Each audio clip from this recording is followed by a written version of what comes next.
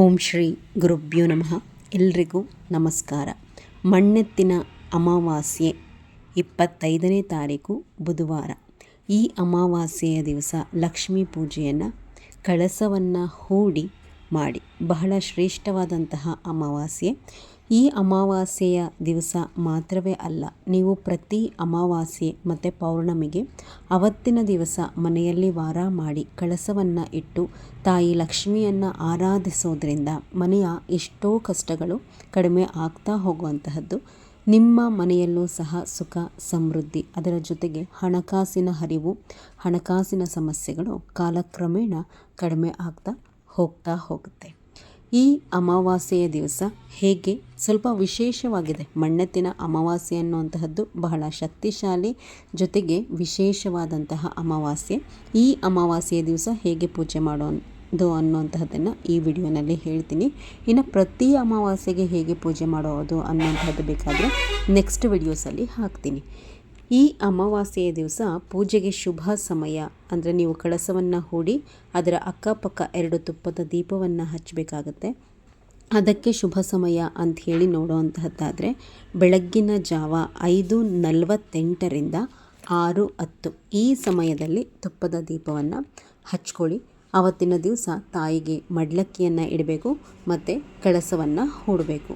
ಬೆಳಗ್ಗೆ ಬೇಗ ಎದ್ದೇಳಿ ಮನೆಯೆಲ್ಲ ಸ್ವಲ್ಪ ನೀಟಾಗಿ ಗುಡಿಸಿ ಒರೆಸ್ಕೊಂಡು ಅಂಗಳವನ್ನು ಸಹ ಸಾರಿಸ್ಕೊಂಡು ಲಕ್ಷ್ಮೀ ಪೂಜೆಯನ್ನು ನೀವು ಯಾವಾಗೆಲ್ಲ ಮಾಡ್ತೀರಾ ಅವತ್ತು ಸ್ವಲ್ಪ ವಿಶೇಷವಾಗಿ ಮನೆ ಮುಂದೆ ರಂಗೋಲಿಯನ್ನು ನೀವು ಹಾಕ್ಕೊಳ್ಳುವಂತಹದ್ದು. ಅಂದರೆ ಮಾಮೂಲಾಗಿ ಏನು ನಾರ್ಮಲ್ಲಾಗಿ ಹಾಕ್ತೀರಾ, ಶುಕ್ರವಾರ, ಮಂಗಳವಾರ ಮತ್ತು ಈ ಅಮಾವಾಸ್ಯೆ ಪೌರ್ಣಮಿ ಪೂಜೆಯ ಸಮಯದಲ್ಲಿ ಸ್ವಲ್ಪ ವಿಶೇಷವಾಗಿ ಚೆನ್ನಾಗಿರುವಂತಹ ರಂಗೋಲಿಯನ್ನು ಹಾಕ್ಕೊಳ್ಳಿ.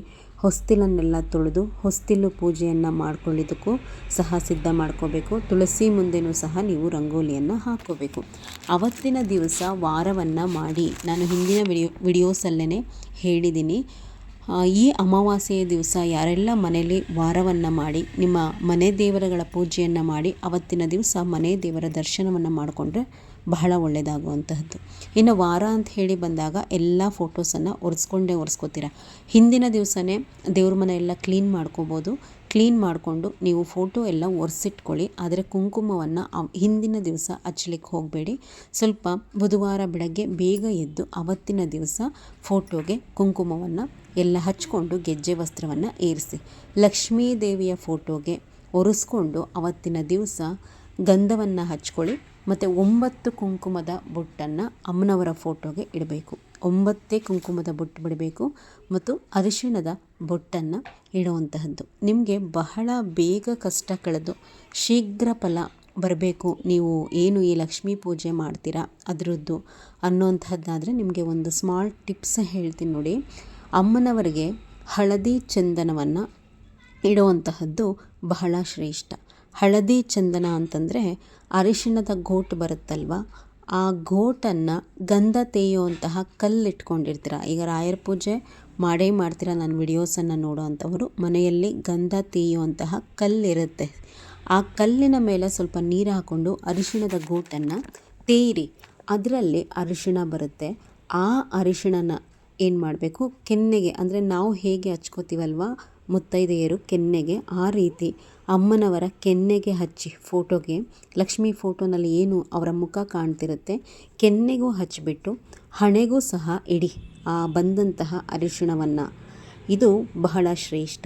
ಅಮ್ಮನವರಿಗೆ ಈ ರೀತಿ ಹಣೆಗೆ ಮತ್ತು ಕೆನ್ನೆಗೆ ಹಚ್ಚುತ್ತೀರಲ್ವ, ಆ ಕೈಯನ್ನು ತೊಳ್ಕೊಬೇಡಿ. ತೊಳ್ಕೊಳ್ದಲ್ಲೇ ಅದೇ ಕೈಯಿಂದ ಮಿಕ್ಕದಂಥದ್ದೇನಿರುತ್ತೆ ಅಮ್ಮನವ್ರಿಗೆ ಹಚ್ಚಿ ಅದನ್ನು ನಿಮ್ಮ ಕೆನ್ನೆಗೆ ಸವರ್ಕೊಳ್ಳಿ. ಇದು ನಿಮ್ಮ ಸುಮಂಗಲಿತನವನ್ನು ಹೆಚ್ಚಿಸುತ್ತೆ. ಯಜಮಾನರಿಗೆ ಎಲ್ಲದರಲ್ಲೂ ಸಹ ಶ್ರೇಯಸ್ಸನ್ನು ಕೊಡುವಂತಹದ್ದು. ಅರ್ಥ ಆಯಿತು ಅಂದ್ಕೊಂಡಿದ್ದೀನಿ. ಏನು ನೀವು ತೇಯ್ತೀರಾ ಅಮ್ಮನವ್ರಿಗೆ ಹಚ್ಚಿ ಕೈಯಲ್ಲಿ ಉಳಿದಿರುತ್ತೆ ಅದನ್ನು ನೀವು ನಿಮ್ಮ ಕೆನ್ನೆಗೆ ಸವರ್ಕೊಳ್ಳಿ. ಇದು ನಿಮ್ಮ ಮುಖಕ್ಕೆ ಒಂದು ಬಹಳ ಒಂದು ಮುತ್ತೈದೆ ಕಳೆಯನ್ನು ಕೊಡುವಂತಹದ್ದು. ಅದು ಎಲ್ಲದರಲ್ಲೂ ಸಹ ನಿಮಗೆ ಶ್ರೇಯಸ್ಸನ್ನು ಕೊಡುತ್ತೆ. ಇನ್ನು ಫೋಟೋಗೆ ಗೆಜ್ಜೆ ವಸ್ತ್ರವನ್ನು ಹಾಕ್ಕೊಳ್ಳಿ. ಅವತ್ತಿನ ದಿವಸ ಮಲ್ಲಿಗೆ ಮತ್ತು ಕೆಂಪು ಹೂಗಳನ್ನು ಬಳಸಿ ಅಮ್ಮನವರಿಗೆ ಅಲಂಕಾರ ಮಾಡಿ. ಕೆಂಪು ಹೂ ಅಂತಂದರೆ ಯಾವುದಾದ್ರೂ ಆಗಿರಬಹುದು, ರೆಡ್ ರೋಸ್ಗಳು ಸಣ್ಣದು ಬರುತ್ತೆ, ಆದಷ್ಟು ದುಂಡು ಮಲ್ಲಿಗೆ ಮತ್ತು ಮಲ್ಲಿಗೆ ಹೂವನ್ನು ಬಳಸಿ. ಶ್ರೀಮನ್ನಾರಾಯಣನ ಫೋಟೋ ಇದ್ದರೆ ಅದಕ್ಕೂ ಸಹ ನೀವು ಅವತ್ತಿನ ದಿವಸ ಸ್ವಲ್ಪ ಹೂ ಎಲ್ಲ ಹಾಕ್ಕೊಂಡು ಅಲಂಕಾರ ಮಾಡ್ಕೊಳ್ಳಿ. ಬೇಗ ಒಳ್ಳೆಯದಾಗುತ್ತೆ. ಯಾಕೆ ಅಂದರೆ ನಾವು ಯಾವುದೇ ಲಕ್ಷ್ಮೀ ಪೂಜೆಯನ್ನು ಮಾಡುವಾಗ ಶ್ರೀಮನ್ನಾರಾಯಣನ ಸಮೇತ ಅಮ್ಮನವರನ್ನು ಪೂಜೆ ಮಾಡಬೇಕು. ಆವಾಗ ಬಹಳ ಬೇಗ ನಿಮಗೆ ಶೀಘ್ರವಾಗಿ ಫಲ ಅನ್ನುವಂತಹದ್ದು ದೊರೆಯುತ್ತೆ. ಇನ್ನು ಕಳಸವನ್ನು ಹೂಡುವಂತಹದ್ದು 5ರಿಂದ 5:15ವರೆಗೂ ಟೈಮ್ ಚೆನ್ನಾಗಿದೆ. ಆ ಟೈಮಲ್ಲೇ ನೀವು ಕಳಸವನ್ನು ಹೂಡಿ. ಈಗೇನು ನಾನು ಫೋಟೋ ಬರ್ತಾ ಇದೆಯಲ್ಲ, ಅದು ಅಷ್ಟದಳ ರಂಗೋಲಿ. ಮೊದಲು ಒಂದು ತಟ್ಟೆ ತಗೊಳ್ಳಿ. ತಟ್ಟೆ ತಗೊಂಡು ಆ ತಟ್ಟೆಗೆ ಅಕ್ಕಿಯನ್ನು ಹಾಕ್ಕೊಂಡು ಆ ಅಕ್ಕಿಯ ಮೇಲೆ ಅರಿಶಿಣ, ಕುಂಕುಮ, ಸ್ವಲ್ಪ ಅಕ್ಷತೆಯನ್ನು ಹಾಕಿ ಈ ರೀತಿಯಾಗಿ ಅಷ್ಟದಳ ರಂಗೋಲಿಯನ್ನು ಆ ಅಕ್ಕಿಯ ಮೇಲೆ ಬರೆಯುವಂತಹದ್ದು. ಅಥವಾ ಇದು ನಿಮ್ಗೆ ಆಗಲಿಲ್ಲ ಅಂತಂದರೆ ಓಂ ಶ್ರೀಂ ಹ್ರೀಂ ಅನ್ನುವಂತಹ ಮಂತ್ರವನ್ನು ಬೇಕಾದರೂ ಸಹ ನೀವು ಬರಿಬಹುದು. ಬರೆದು ಅದರ ಮೇಲೆ ಒಂದು ಕಳಸದ ಚೊಂಬನ್ನು ಇಟ್ಕೊಳ್ಳಿ. ನೀವು ಬೆಳ್ಳಿದಾದರೂ ಇಟ್ಕೊಳ್ಳಿ ಅಥವಾ ತಾಮ್ರದ್ದಾದರೂ ಇಟ್ಕೊಳ್ಳಿ. ಸ್ಟೀಲ್ ಚಂಬೆಲ್ಲ ಇಡಲಿಕ್ಕೆ ಹೋಗಬೇಡಿ. ಇದಾದ ಮೇಲೆ ನಿಮ್ಮ ಬಲಗೈಯಲ್ಲಿ ನಾನೀಗೇನು ವಸ್ತುಗಳನ್ನ ಹೇಳ್ತೀನಿ ಅಷ್ಟನ್ನು ಮಾತ್ರ ಹಾಕಿ, ದಯಮಾಡಿ ಕೊಳೆಯುತ್ತಲ್ವ ಈ ಡ್ರೈ ಫ್ರೂಟ್ಸು, ಆ ಥರದ್ದೆಲ್ಲ ಕಳಸದಲ್ಲಿ ಹಾಕಲಿಕ್ಕೆ ಹೋಗಬೇಡಿ. ನಿಮ್ಮ ಬಲಗೈಯಲ್ಲಿ ನೀವು ಒಂದು ಸಾರ್ತಿ ಕಳಸ ಹೂಡಲಿಕ್ಕೆ ಕೂತ್ಕೊಂಡ್ರೆ ಪದೇ ಪದೇ ಮೇಲೆ ಏಳಬಾರ್ದು. ಏನೇನೆಲ್ಲ ಪೂಜೆಗೆ ಬೇಕೋ ಅಣಿ ಮಾಡಿಕೊಂಡು ಒಂದು ಸಾರ್ತಿ ಕೂತ್ಕೊಳ್ಳಿ. ಕಳಸವನ್ನು ಸಂಪೂರ್ಣವಾಗಿ ಹೂಡೋ ತನಕ ಮಧ್ಯ ಮೇಲೇಳಬೇಡಿ. ಈಗ ಇದೆಲ್ಲ ಕೇಳಿಸ್ಕೊಂಡು ಆದಮೇಲೆ ನಿಮಗೆ ಒಂದು ಅಂದಾಜು ಬಂದಿರುತ್ತೆ ಏನೇನು ವಸ್ತು ಬೇಕು ಅಂತ. ಈಗ ಕಳಸ ಹೂಡಲಿಕ್ಕೆ ಅಕ್ಕಿ ಬೇಕಾಗುತ್ತೆ, ಅರಿಶಿಣ, ಕುಂಕುಮ. ಈಗ ನಾನು ಮುಂದೆ ಹೇಳ್ತೀನಿ ಏನು ವಸ್ತುಗಳನ್ನ ಹಾಕಬೇಕು ಅದೆಲ್ಲವನ್ನು ಇಟ್ಕೊಂಡು ವಿಳೆದೆಲೆ, ಅಡಿಕೆ, ಕಳಸಕ್ಕೆ ಏನು ಹಾಕ್ತೀರಾ ಆ ಹೂವು ಅವೆಲ್ಲವನ್ನು ಜೊತೆ ಮಾಡಿ ಕೂತ್ಕೊಳ್ಳಿ. ಬಲಗೈಯಲ್ಲಿ ಮೊದಲು ನೀವು ಕುಂಕುಮ, ಅರಿಶಿಣ, ಹಳದಿ, ಅಕ್ಷತೆಯನ್ನು ಇಟ್ಕೋಬೇಕು ಸ್ವಲ್ಪ, ಮತ್ತು ಒಂದು ಏಲಕ್ಕಿ. ಈ ಏಲಕ್ಕಿಯನ್ನು ಕಳಸದಲ್ಲಿ ಹಾಕುವಂತಹದ್ದು ಬಹಳ ಶ್ರೇಷ್ಠ. ಸಾಕ್ಷಾತ್ ಮಹಾಲಕ್ಷ್ಮಿ ಸ್ವರೂಪ ಅಂತ ಹೇಳಿ ಈ ಏಲಕ್ಕಿಯನ್ನು ಕರೀತಾರೆ. ಅಮ್ಮನವರು ಬಹಳ ಶಕ್ತಿಶಾಲಿಯಾಗಿ ಆವಾಹನೆ ಆಗ್ತಾರಂತೆ ಈ ಕಳಸದಲ್ಲಿ ಏಲಕ್ಕಿಯನ್ನು ಹಾಕೋದ್ರಿಂದ. ಕುಂಕುಮ, ಹಳದಿ, ಅಕ್ಷತೆ, ಅರಿಶಿಣ, ಒಂದು ಏಲಕ್ಕಿ, ಒಂದು ಬಟ್ಟಲು ಅಡಿಕೆ ಮತ್ತು ಸ್ವಲ್ಪ ಪಚ್ಚ ಕರ್ಪೂರ, ಒಂದು ಚಿನ್ನದ ಬಣ್ಣದ ನಾಣ್ಯ, ಅಂದರೆ ಗೋಲ್ಡನ್ ಕಲರ್ ಇರುತ್ತಲ್ಲ ಕಾಯಿನು, ಆ ಥರ ಒಂದು ಕಾಯಿನು, ಏನಾದರೂ ಒಂದು ಚಿಕ್ಕದ್ದು, ಒಂದು ಪುಟಾಣಿ ಓಲೆನೋ ಇಲ್ಲ ಮೂಗ್ಬಟ್ಟೋ ಏನಾದರೂ ಒಂದು ಚಿನ್ನದ ಒಡವೆ. ಇಷ್ಟನ್ನು ಮೊದಲು ನಿಮ್ಮ ಬಲಗೈಯಲ್ಲಿ ಇಟ್ಕೊಂಡು ನಿಮ್ಮ ಮನೆಯ ಕಷ್ಟ ಏನು ಎಲ್ಲವನ್ನೂ ಸಹ ಹೇಳ್ಕೊಳ್ಳಿ. ಅಥವಾ ಏನಾದರೂ ಇಷ್ಟಾರ್ಥ ಈಡೇರಿಕೆ ಆಗಬೇಕು ಅನ್ನುವಂಥದ್ದಿದ್ರೆ ಅದನ್ನು ಸಹ ಹೇಳಿಕೊಂಡು ಮೊದಲು ಅದೆಲ್ಲವನ್ನು ಹಾಕಿಬಿಡಿ ಕಳಸದ ಒಳಗಡೆ. ನೀರು ಹಾಕಿಬಿಟ್ಟು ಈ ವಸ್ತುಗಳನ್ನ ಹಾಕಬಾರ್ದು. ಮೊದಲು ಸಂಕಲ್ಪ ಮಾಡಿಕೊಂಡು ಈ ವಸ್ತುಗಳನ್ನೆಲ್ಲ ಹಾಕಿ ಅದಾದಮೇಲೆ ನೀರನ್ನು ತುಂಬಿ. ಕಳಸದ ತುಂಬ ನೀರನ್ನು ತುಂಬಬೇಡಿ. ಇನ್ನೂ ಸ್ವಲ್ಪ ಇದೇ ಕಳಸ ತುಂಬಲಿಕ್ಕೆ ಅನ್ನೋ ಅಷ್ಟರಲ್ಲೇ ನೀರನ್ನು ಹಾಕೋದನ್ನು ನಿಲ್ಲಿಸಿ. ಇದೆಲ್ಲ ಮಾಡಿದ್ದಾದಮೇಲೆ 5 ವಿಳೆದೆಲೆ, 3 ಮಾವಿನ ಎಲೆ. ಬರೀ ಮಾವಿನ ಎಲೆಯಲ್ಲಿ ಕಳಸ ಹೂಡಬೇಡಿ, ವಿಳೆದೆಲೆನೂ ಸೇರಿಸಿ ಇಡಿ. ಮಾವಿನ ಎಲೆ ಸಿಗಲಿಲ್ಲ ಅಂದರೂ ಪರವಾಗಿಲ್ಲ, ಬರೀ ವಿಳೆದೆಲೆನಲ್ಲಿ ಬೇಕಾದರೂ ಇಡಬಹುದು. ಆದರೆ ಬರೀ ಮಾವಿನ ಎಲೆಯಲ್ಲಿ ಯಾವತ್ತೂ ನಾವು ಕಳಸವನ್ನು ಹೂಡಬಾರ್ದು. 5 ವಿಳೆದೆಲೆ, 3 ಮಾವಿನ ಎಲೆ, ಒಂದು ತೆಂಗಿನಕಾಯಿಯನ್ನು ಇಡಿ. ಇಟ್ಟಾದ ಮೇಲೆ ಅಮ್ಮನವರಿಗೆ ಮಾಂಗಲ್ಯವನ್ನು ಮಾಡಿ ಹಾಕಿ. ಬರೀ ಕಳಸವನ್ನು ಬಿಡಬೇಡಿ. 9 ಎಳೆ ಅರಿಶಿಣದ ದಾರವನ್ನು ಮಾಡಿಕೊಂಡು ಅದಕ್ಕೆ ಅರಿಶಿಣದ ಗೋಟನ್ನು ಕಟ್ಕೊಳ್ಳಿ. ಅಂದರೆ ಆ ಅರಿಶಿಣದ ಗೋಟಲ್ಲಿ 3 ಕಣ್ಣಿರಬೇಕು. ನಿಮಗೆ ಗೊತ್ತಾಗುತ್ತೆ ಅದನ್ನು ನೋಡಿದ್ರೆ. 3 ಕಣ್ಣಿರುವಂಥದ್ದು ತಗೊಂಡು 9 ಎಳೆ ದಾರ ಮಾಡಿಬಿಟ್ಟು ಆ ಅರಿಶಿಣದ ಗೋಟನ್ನು ಅದರಲ್ಲಿ ಕಟ್ಟಿ ಅದಕ್ಕೆ ಹಾಕಿದ್ದಾದ ತಕ್ಷಣ ನೀವೇನು ಮಾಡಬೇಕು, ಆ ಕಳಸಕ್ಕೆ ಕುಂಕುಮ, ಗೆಜ್ಜೆ ವಸ್ತ್ರ ಎಲ್ಲವನ್ನೂ ಸಹ ಹಾಕಿ, ಹೂಗಳನ್ನು ಹಾಕಿ, ಇದಕ್ಕೂ ಸಹ ಮಲ್ಲಿಗೆ ಹೂವು ಮತ್ತು ಕೆಂಪು ಹೂವನ್ನು ಬಳಸಿ ಕಳಸವನ್ನು ಅಲಂಕಾರ ಮಾಡ್ಕೊಳ್ಳೋಂತಹದ್ದು. ಕಳಸದ ಅಕ್ಕಪಕ್ಕ 2 ತುಪ್ಪದ ದೀಪವನ್ನು ಹಚ್ಕೊಳ್ಳಿಕ್ಕೆ ಸಿದ್ಧ ಮಾಡಿ ಇಟ್ಕೊಂಡಿರಿ. ಮೊದಲೇ ಈ ದೀಪವನ್ನು ಹಚ್ಚಬೇಡಿ. ಮೊದಲು ತುಳಸಿ ಪೂಜೆ ಮಾಡಿ ತುಳಸಿಯ ಹತ್ರ ದೀಪವನ್ನು ಹಚ್ಚಿಬಿಟ್ಟು ಬಂದು ನಿಮ್ಮ ಕುಲದೇವರನ್ನು ನೆನೆಯಿರಿ. ಮೊದಲು ನಿಮ್ಮ ಮನೆ ದೇವರುಗಳನ್ನು ನೆನೆದು ದೇವರ ಮನೆಯಲ್ಲಿ ಏನು ದೀಪವನ್ನು ಇಟ್ಕೊತೀರೋ ಅದನ್ನು ಹಚ್ಕೊಳ್ಳಿ. ಅದಾದಮೇಲೆ ಕಳಸದ ಅಕ್ಕಪಕ್ಕ ಇರುವಂತಹ ದೀಪವನ್ನು ಹಚ್ಕೊಳ್ಳೋ ಅಂತಹದ್ದು. ಅದಾದಮೇಲೆ ಊದ್ಗಡ್ಡಿ ಅಥವಾ ಸಾಂಬ್ರಾಣಿಯಿಂದ ಧೂಪವನ್ನು ತೋರಿಸಿ ಮಹಾಲಕ್ಷ್ಮಿಯ ಅಷ್ಟೋತ್ತರವನ್ನು ಹೇಳ್ಕೊಳ್ಳಿ. ಇದಾದ ಮೇಲೆ ಮಹಾಲಕ್ಷ್ಮಿ ದಾರಿದ್ರ್ಯನಾಶನ ಸ್ತೋತ್ರ ಇದನ್ನು ತಪ್ಪದೇ ಹೇಳ್ಕೋಬೇಕು. ಮಹಾಲಕ್ಷ್ಮಿ ದಾರಿದ್ರ್ಯ ನಾಶನ ಸ್ತೋತ್ರ ನೀವು ಯೂಟ್ಯೂಬಲ್ಲಿ ಸರ್ಚ್ ಮಾಡಿದ್ರೂ ನಿಮಗೆ ಸಿಗುತ್ತೆ. ಸಿಗಲಿಲ್ಲ ಅಂದರೆ ಕಮೆಂಟಲ್ಲಿ ಕೇಳಿ, ನೆಕ್ಸ್ಟ್ ವಿಡಿಯೋನಲ್ಲಿ ಬೇಕಾದರೆ ಅದನ್ನು ಹಾಕ್ತೀನಿ. ಈ ಸ್ತೋತ್ರವನ್ನು ಹೇಳ್ಕೊಳ್ಳಿ.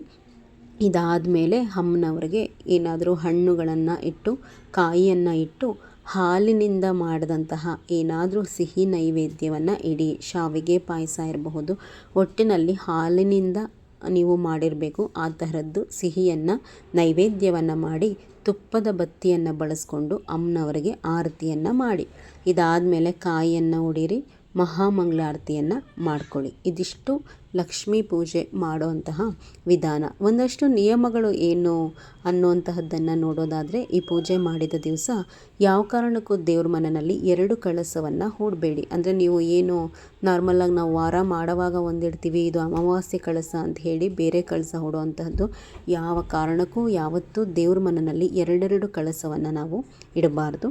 ಇದಾದಮೇಲೆ ವಾರ ಮಾಡುವಾಗ ಇದನ್ನು ನೀವು ಯಾವಾಗ ವಿಸರ್ಜನೆ ಮಾಡಬೇಕು ಮುಂದೆ ಅಂತಂದರೆ, ಇವತ್ತೇನು ಅಮಾವಾಸ್ಯೆ ಕಳಸ ಇಡ್ತೀರಾ, ಶುಕ್ರವಾರ ಆಷಾಢ ಲಕ್ಷ್ಮಿ ಪೂಜೆ ಮಾಡಿದ್ರೆ ಬಹಳ ಒಳ್ಳೆಯದು. ಅಂದರೆ ಈ ಅಮಾವಾಸ್ಯೆಯಿಂದ ಏನಾಗುತ್ತೆ, ಆಷಾಢ ಶುರುವಾಗುತ್ತೆ. ಮಣ್ಣೆತ್ತಿನ ಅಮಾವಾಸ್ಯೆಯಿಂದ ಶುಕ್ರವಾರದೊತ್ತು ಆಷಾಢ ಲಕ್ಷ್ಮಿ ಪೂಜೆ ಮಾಡಿದ್ರೆ ಒಳ್ಳೆಯದು. ಈ ಕಳಸವನ್ನು ಗುರುವಾರ ಸಾಯಂಕಾಲ ತೆಗೆದ್ರೂ ನಡೆಯುತ್ತೆ. ಅಂದರೆ ಬುಧವಾರ ಹೂಡಿರ್ತೀರ, ಗುರುವಾರ ಸಂಜೆ ಈ ಕಳಸವನ್ನು ವಿಸರ್ಜನೆ ಮಾಡಿ ಶುಕ್ರವಾರ ಆಷಾಢ ಲಕ್ಷ್ಮಿ ಪೂಜೆಗೆ ಹೊಸ ಕಳಸವನ್ನು ಹೂಡಿದ್ರೆ ನಡೆಯುತ್ತೆ. ಇಲ್ಲ ಅಂತಂದರೆ, ಇಲ್ಲ ನಾವು ಆಷಾಢ ಲಕ್ಷ್ಮಿ ಪೂಜೆ ಮಾಡಲ್ಲ ಅಂತಂದರೆ ಮುಂದಿನ ಪೌರ್ಣಮಿ ತನಕನೂ ನೀವು ಇದೇ ಕಳಸವನ್ನು ಬಿಡಿ. ಬಟ್ ಮಾಡಿ, ಬಹಳ ಒಳ್ಳೆಯದು. ವಿಡಿಯೋನ ಹಾಕ್ತೀನಿ ನಾನು ಆಷಾಢ ಲಕ್ಷ್ಮಿ ಪೂಜೆಯ ಬಗ್ಗೆ. ಮನೆ ಏಳಿಗೆ ಆಗ್ತಾ ಹೋಗುತ್ತೆ. ನೀವು ಎಷ್ಟು ಈ ತಾಯಿಯನ್ನು ನೀವು ಮನೆಯಲ್ಲಿ ಆರಾಧಿಸಿ ನಿಷ್ಠೆಯಿಂದ ಪೂಜೆ ಮಾಡ್ತೀರಾ, ಅಷ್ಟೂ ನಿಮ್ಮ ಮನೆ ಎಲ್ಲದರಲ್ಲೂ ಸಹ ಅಭಿವೃದ್ಧಿ ಆಗ್ತಾ ಹೋಗುವಂತಹದ್ದು. ಮಾಡ್ಕೋಬೋದು. ಆಷಾಢ ಲಕ್ಷ್ಮಿ ಪೂಜೆ ಸರಳವಾಗಿರುತ್ತೆ. ಇಲ್ಲ ಅಂತಂದರೆ ಪೌರ್ಣಮಿಯ ಸಮಯಕ್ಕೆ ಕಳಸವನ್ನು ವಿಸರ್ಜನೆ ಮಾಡಿ. ಕಳಸ ಹೂಡಿದ ದಿವಸ ಯಾವ ಕಾರಣಕ್ಕೂ ನಾನ್ ವೆಜ್ಜನ್ನು ಮಾಡಬೇಡಿ.